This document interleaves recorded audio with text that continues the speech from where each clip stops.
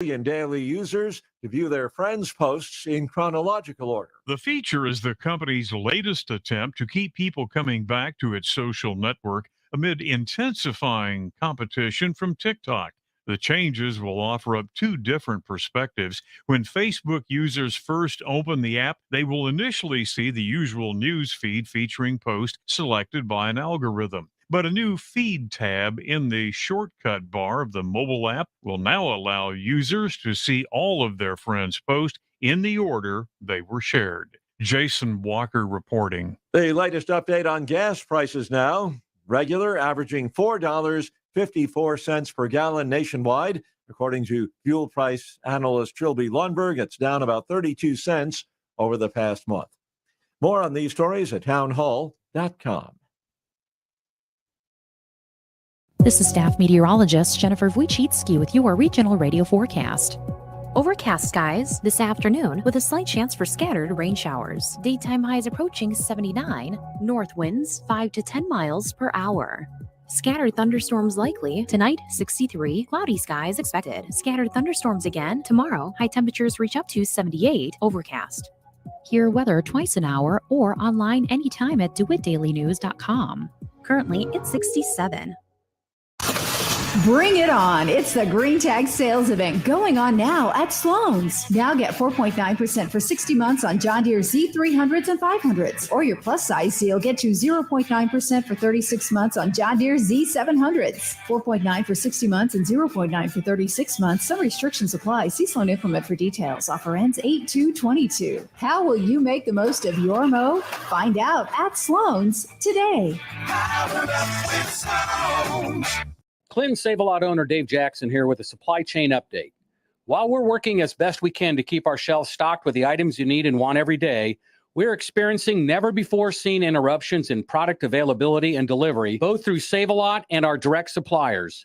In most cases, they can't run their production lines due to the lack of workers, plus a shortage of truck drivers. Despite all that, we're working to keep the meat, produce, and other products you buy in stock and on our shelves every day. Your Clinton Save-A-Lot appreciates your business, and we hope to see you soon.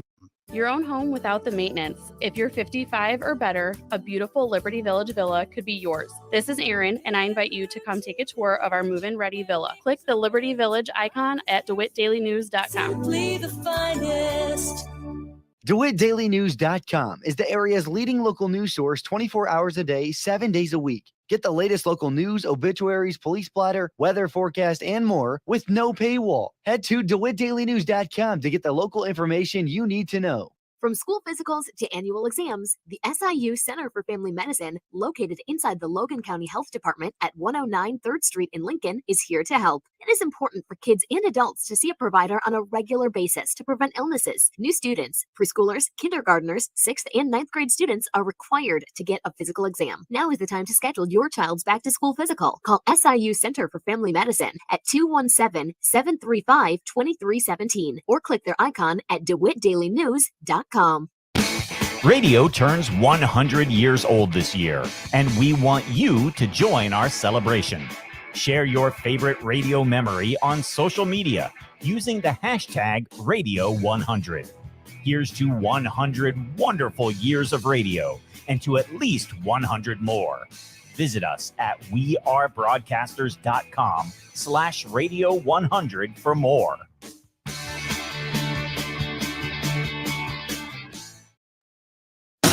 Your friend in Central Illinois.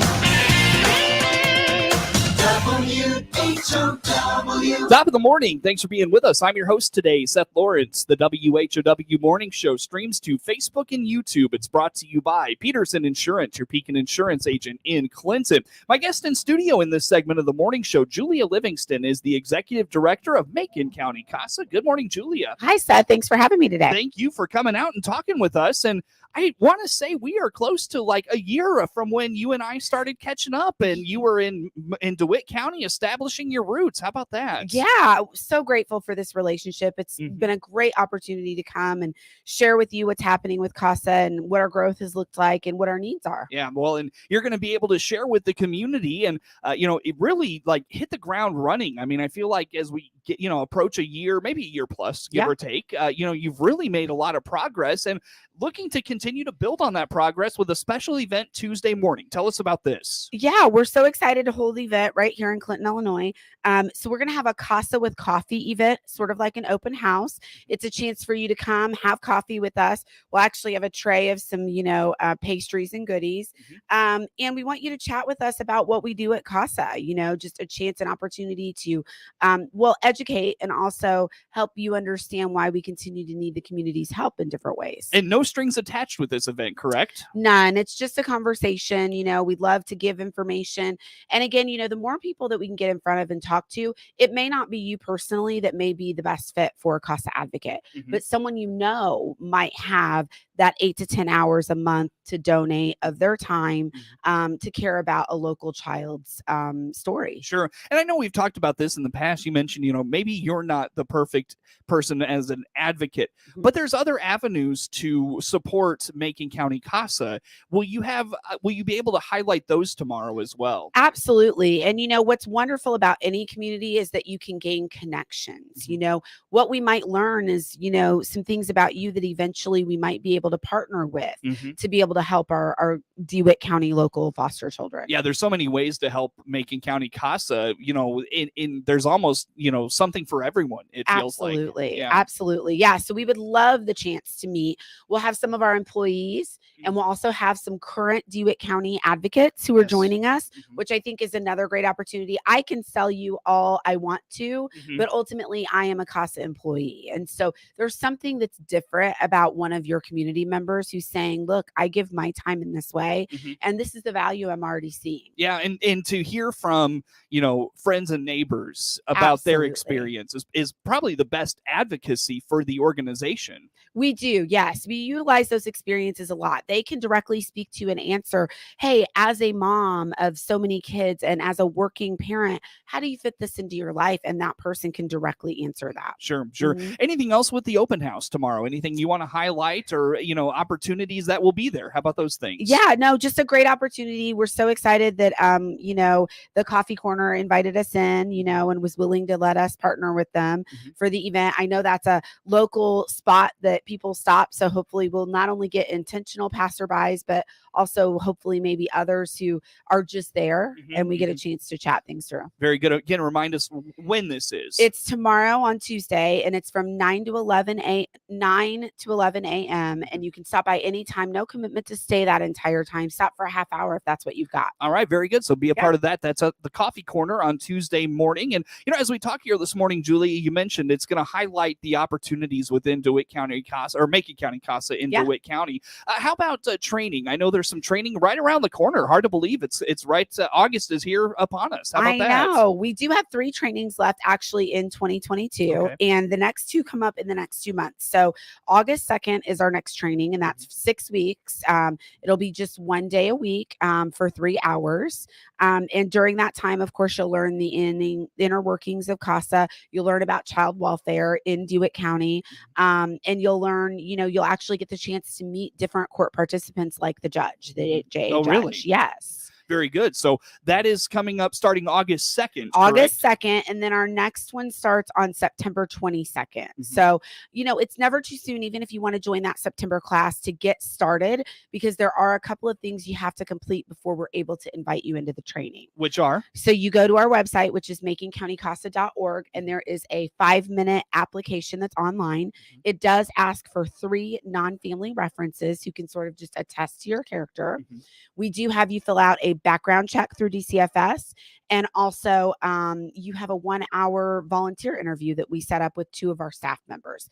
Again, we have to go through the proper steps to make sure that we're protecting our community's children with the people that we put into their lives. Yeah, for sure. And that background check is rather extensive, if I'm not mistaken, correct? No, it's really brief. It's not. No, it's very brief. It's just it's actually 3 pages, but the first page is what compiles your personal information. After that, it's a couple of signatures. Sure. We submit that in, and and then they give it back to us and either require you to have fingerprints done, which you have to do at the DCFS office, or says that you are all clear. So you may have had fingerprints at some time through their system. And so it's a fairly easy process. The biggest thing is the paperwork. But the interview might be the most intense process. It's 1 hour, and it is with a couple of our employees. It's a set of questions that we ask that are, fairly personal and deal with a lot of things that you may not have had the opportunity to talk about.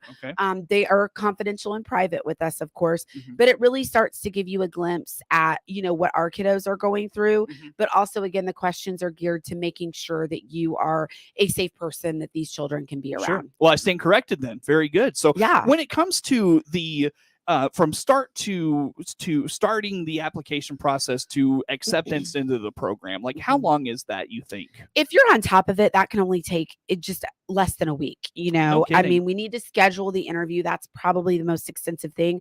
But that application, you don't need our help to do. You can go right now and go online and complete that. And then once you do that, we will get a hold of you to start the rest of the process. Easy enough. Very good. Again, our guest in studio this morning is Julia Livingston. She's the executive director of Macon County CASA, in studio with us today. Anything on the application process? Anything on training we haven't touched on? I did want to ask this. I meant to ask it a bit ago and got a little sidetracked. When it comes to the training, do you try to offer those at various varying times to fit folks' schedule? Like maybe the August training is a particular time of day, but then September is a different time of day to try to get more people the opportunity to train. Does that make sense? Absolutely. So what we do, we actually offer both the AM and PM class with every training. So you could either do the 9:15 AM class or the 5:15 PM class. Typically the AM class is in person, and that has been held at our Macon County offices in Decatur. And then the PM class is held online. So that has been really nice. As for the days of the week, so this one that's starting on August 2nd is on Tuesdays. The one that's in September is actually on Thursdays. So we do try to alter that up, but we typically do stick to either Tuesdays or Thursdays because we have found that those are typically the best days of the week for people to be able to fit it in. All right. Mondays are hard because you forget about them. Fridays, everybody wants the week to end. Kind of in the middle there is really the best, that's timing. the sweet spot. It is. It is. Yeah. Cool. All right. Very good. Again, how do folks start that application process of becoming a CASA? Yep. So go to MaconCountyCASA.org. It's very easy. You can click volunteer now and it'll take you right through the steps, and you can actually complete the application online in a very quick manner. Cool. Julia, what else has kind of occupied your attention lately as it relates to CASA? Yeah. So we have actually been, for a better part of a year now, a part of the DeWitt County Mental Health Committee. And this past weekend, we held an event, a dodgeball event. That's right. How did that go? Oh, it was amazing. We actually had over 100 people there at Clinton High School. No kidding. On Friday night. It was a very fun Friday night thing to do.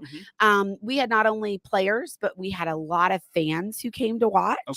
And we had teams ranging from teenagers, so high schoolers, up through adults. Wow, great mix of them. And so CASA, we actually put in 2 teams. Did you really? We did. Cool. They were combined volunteers and employees, and we had 16 teams total, both from Macon and DeWitt counties. Yeah. Now, I'm kind of curious. Do you come together like that as an organization to participate in, whether it's fun things the community's organizing or just something you do on your own? Do you do that often? Kind of mix your volunteers and your employees per se? We do try to. A big part of our role with our volunteers is a customer service, a level of customer service, and people like to be you belong to something, so much of our volunteers work is done individually on their own, but we do have a lot of opportunities for our volunteers to come together. So we do offer continued education trainings every month. And that's a good chance for our volunteers to come together and learn about educational advocacy for the kiddos that they advocate for. Sure. And that's a good chance for them to even, talk about what they're going through, because again, I'm not going to be able to talk directly about my case to you, and really you're not going to understand because you're not in the same situation. Yes, exactly. And so that is a really nice camaraderie for our volunteers to be able to have. And we do host other events. We've been known to host like a chili with CASA or cookies with CASA, where we have our volunteers come in and do like a cookie exchange. So we like to try to bring our volunteers together as much as we can. That's possible. Was Friday night an opportunity to, get your name out to the community? I mean, did you have any, I don't know if there were like informational booths or whatever, Yeah. but was that an opportunity Friday as well? Absolutely. So we partnered. Heritage Behavioral Health Center was actually the main organization that was putting this on, and they are the ones that sponsor the mental health committee. And so CASA, we partnered to put on the event with them. We did all put together. It was a lot of agencies that were involved, and we had bags of information. So cool. some of our CASA materials did go in those bags. And yeah, I think we did have the chance, with different employees, different staff members and volunteers to get the chance to chat with different individuals who were there as well about what we do. Away from the fun of that event and the aspect of, promoting the organization, where does CASA fit into the conversation about mental health and those things? That's a great question. I think we sit, for our community's youth and for our foster youth, we sit right in the conversation because honestly, Seth, every single one of our kids, we are helping through some sort of mental health situation. That trauma that they've experienced in foster care and prior to foster care is directly affecting their mental health every single day. And so, just like anyone else, any other kid, it takes different levels of assistance, right? With that. So some of our kids need counseling, some sort of mental health counseling, and we ensure that they get that. Sometimes they just need a trusted person to talk to, and our volunteers can fill that role too. Sure. So absolutely, I think we sit right in that conversation, and, mental health for everyone, is something that we need to have more conversations about. And that's what this event was for. Have those conversations early so that when kids or adults get in that situation, they can use that mantra and say, I'm not okay, but that's okay.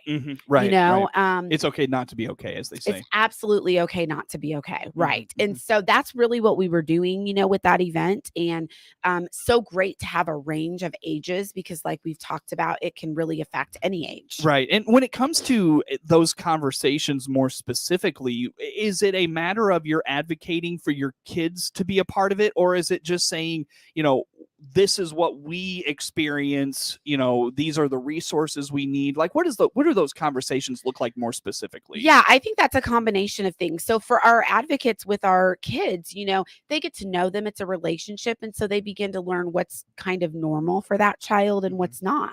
So if they come and visit one month and things seem a little off, they might start to ask questions like, have you been extra sad lately?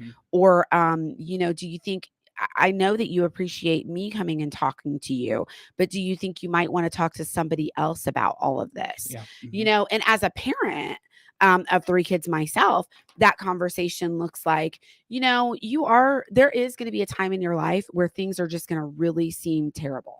And they're going to seem like, I'm never going to be able to get out of this really sad place, because something happened. But what I tell them is the reality is that's never the truth. We can always come out of this. I can help, but I need you to talk to me about that when that time comes. Sure.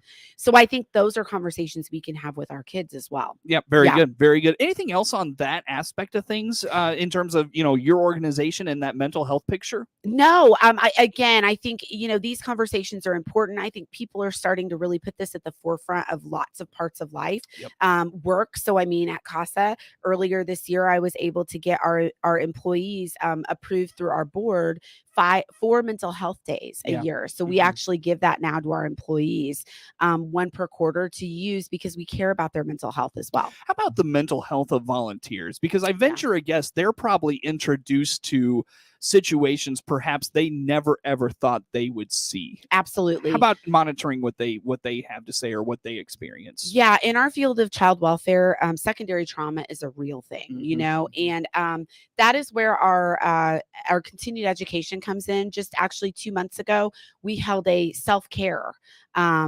continued education session where we actually had a yoga instructor come in and talk about mindset and yoga and doing those things to help preserve, really helping you center your mind away from some of this trauma and stress that you might be getting from the cases. Yeah. And we really encourage volunteers to figure out ways for them. Your centering is going to be different than my centering, and so that is important to know yourself like that too. Yeah, very good. Yeah. Well, Julia, I'll tell you what, we've gone well past our point point, we need a break. How do folks learn about all things Macon County CASA? Please go to MaconCountyCASA.org, or you can call us at 217-428-8424. Very good. Again, Julia Livingston, Executive Director of Macon County CASA, our guest in studio. More to come with her on the WHOW Morning Show.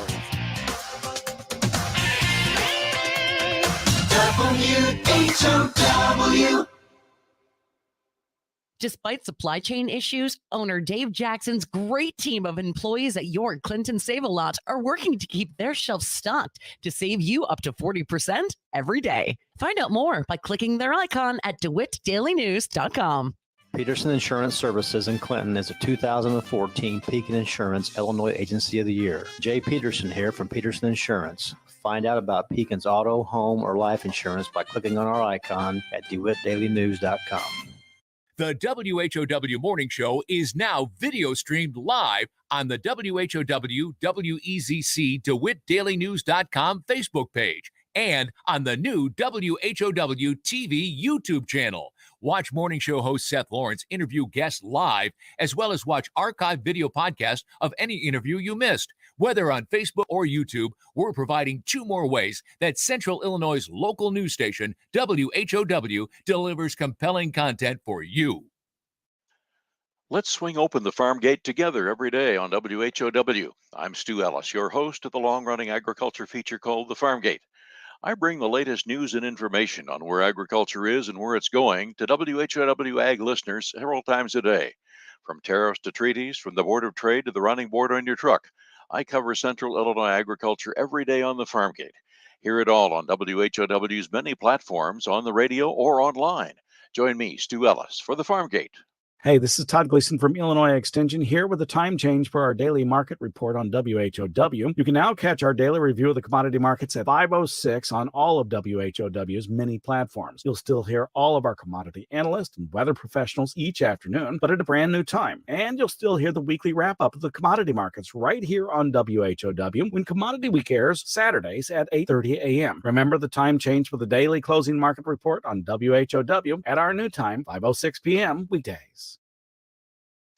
Your friend in Central Illinois, WHOW. Once again, a good morning. Thanks for being with us. I'm your host today, Seth Lawrence. The WHOW Morning Show streams to Facebook and YouTube, brought to you by Peterson Insurance, your Pekin Insurance agent in Clinton. Julia Livingston is the Executive Director of Macon County CASA, our guest in studio here for this morning. Julia, let's talk a little bit. We were catching up in the break about the various folks that come to you as CASAs and the backgrounds that they have. Talk a little bit about that. Yeah, when we have conversations, a lot of people figure they know exactly what kind of person you have to be prior to coming in. Mm-hmm. But the reality is our volunteers don't have to have any sort of child welfare experience.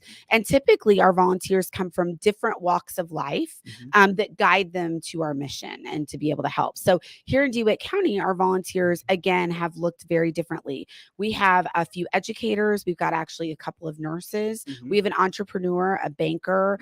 We have a couple of retirees. So, they each bring with them a different skill set we were talking about. And how does that help in their experience as a CASA? And why does that make a difference? Yeah, in our training, we give you everything that you need to make you the best CASA possible. However, bringing in that background is an extremely helpful task. So for instance, like our banker or entrepreneur, they might be paired with a teenager who maybe has not had a lot of experience with money. And so this is a good conversation to start about even like opening a checking account or what it looks like to save as they begin to reach 18 and what that looks like for their future. Those are conversations that might be more easily had because those volunteers have had that experience, right? And can speak to that. And then our nurses, it is nice to be able to utilize them in different ways with kiddos who might have more medical needs. They would have more of a sense of what those needs look like, more so than an educator, for instance. And on the flip side, education is such an important part of all of our kiddos' lives. And so that educator can really help to guide those kiddos who are, maybe all kids have some form of struggling at some point. So I'm not, leading anyone to believe that all of our kiddos have those educational struggles all the time. Right. But when you are moving from home to home and your consistency is not clear, education education does seem to take a hit. Yeah, I at mean, a lot you're of in times. survival mode as a child at You that are. point. Yeah, so Absolutely. Yeah. And they can help to sort of get those resources that they know are needed with IEPs or other, helpful needs in education. when it comes to matching a child with a CASA, I know you put a lot of thought and work into making sure that it's a good fit, and that background, I'm sure, makes a big difference in the child you're matching that CASA with, correct? Absolutely. The child is the most important part here. And, that is a point that probably should be talked about. But, our volunteers, we want that to be a relationship because that's what CASA, that's why we work so well. And so we do try to pair that kiddo's needs with that CASA's strengths. And so that is a big part of making that connection. And, the role of that CASA is, really to be the voice for the child. So that is their first priority. And sometimes we do find it difficult for some of our community members to make sure that we are supporting that reunification aspect. That's a difficult thing. Sure. Julia, I hate to cut our conversation short. Highlight one more time the Coffee Corner event Tuesday. So we have an event. It's called Coffee with Casa at the Casa Corner. It's tomorrow from 9 to 11 a.m. Open house, no obligation. Come and get information about Casa and have some coffee with us. Julia, thank you so much for joining us. Thank you. Julia Livingston, Executive Director of Macon County CASA, our guest in studio. Network news on the way on the WHOW Morning Show, streaming to Facebook and YouTube. Brought to you by Peterson Insurance, your Pekin Insurance agent in Clinton. WHOW.